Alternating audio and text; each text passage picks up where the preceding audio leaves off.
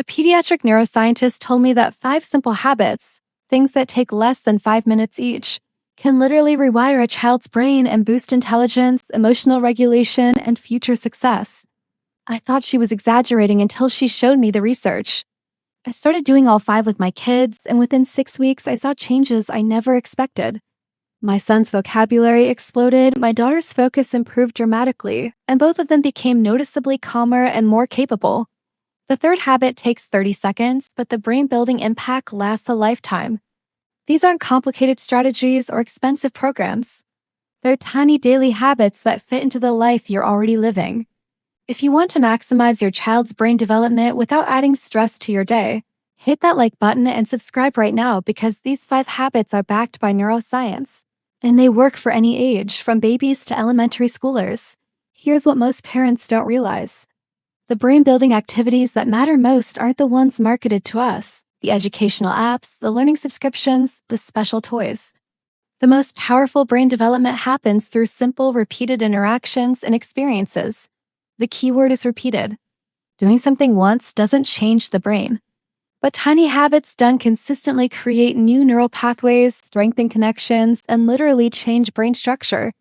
That's the science of neuroplasticity, and we can use it intentionally. The first tiny habit is narrating your actions out loud while your child is nearby. This sounds almost too simple, but the research on this is incredible. When you talk through what you're doing, making breakfast, folding laundry, driving to the store, you're exposing your child to thousands of extra words, teaching cause and effect, modeling thought processes, and building vocabulary in context. Studies show that children who hear more words during early childhood have larger vocabularies, better reading comprehension, and even higher IQs by age 9. Here's how I do it. While cooking dinner, I say out loud, I'm chopping these onions into small pieces so they'll cook faster.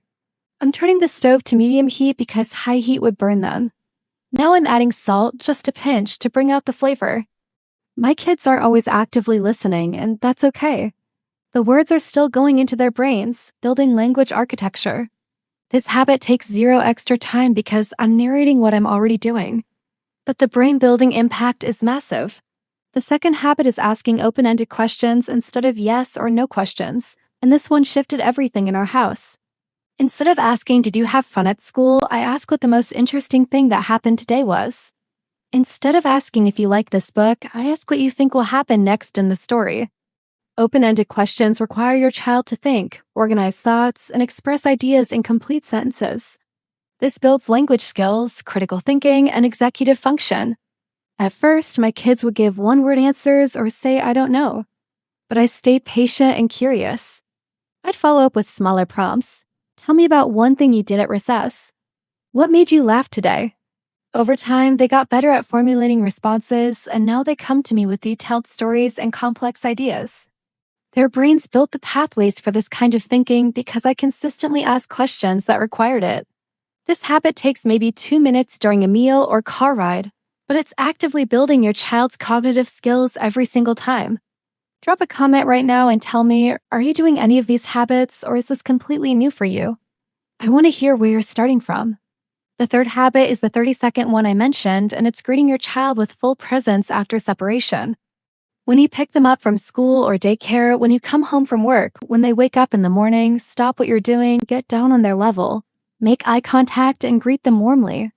Maybe a hug, maybe just eye contact and a genuine smile, but full attention for 30 seconds. No phone, no multitasking, just connection. This seems insignificant, but here's what happens in the brain. That moment of full presence and warm connection releases oxytocin, which is the bonding hormone. It tells your child's brain they're safe, they're valued, they're seen.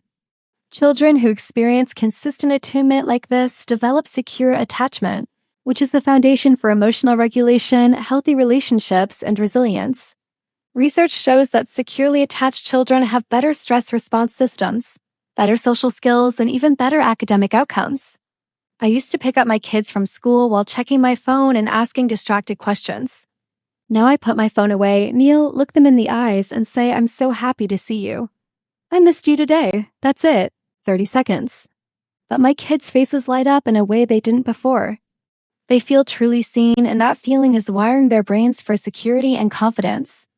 The fourth habit is encouraging struggle before offering help, and this one goes against every parental instinct, but it's crucial for brain development. When your child is working on something challenging, a puzzle, tying their shoes, or frustrating toy, your instinct is to jump in and help. But when we do that, we rob them of the opportunity to build persistence, problem-solving skills, and self-efficacy. The tiny habit is waiting and encouraging before helping. When my daughter gets frustrated with something, instead of immediately fixing it, I say that looks tricky. Keep trying, I think you can figure it out. I stay nearby, I offer encouragement, but I let her struggle for a bit. If she's truly stuck, I might offer a small hint rather than doing it for her.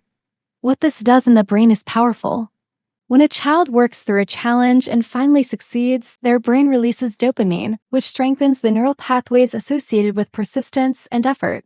They're literally building a brain that doesn't give up easily. Since I started this habit, my kids attempt harder things, stick with challenges longer, and have so much more confidence in their abilities. They learn through experience that they can handle difficult tasks.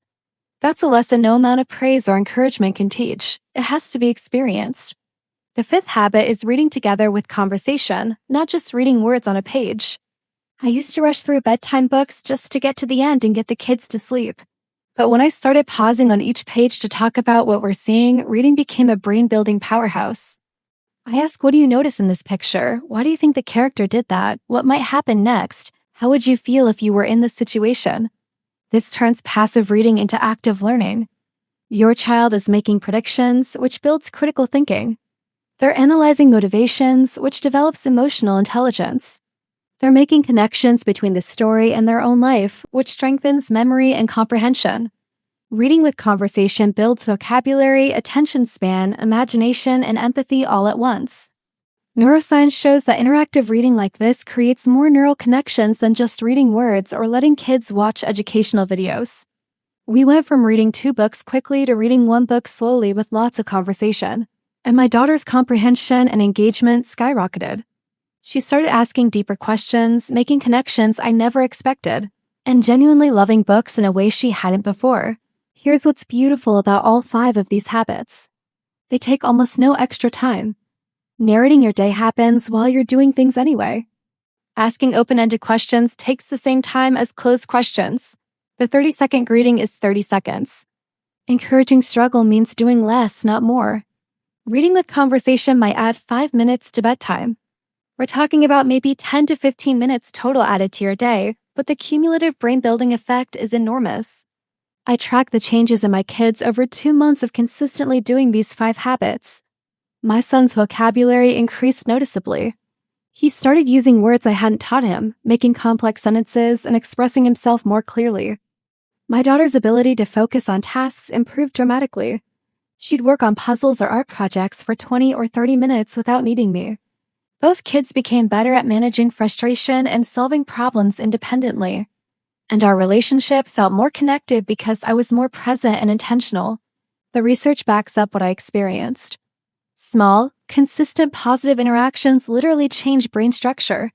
They strengthen the prefrontal cortex, which controls executive function. They build language centers. They create strong neural pathways for emotional regulation. And unlike one-time interventions or expensive programs, daily habits compound over time. Every single day, you're building a stronger and more capable brain. I want to be clear that these habits don't replace quality time, play, or other important aspects of parenting. They're additions that fit seamlessly into what you're already doing. And if you can't do all 5 consistently, start with 1 or 2.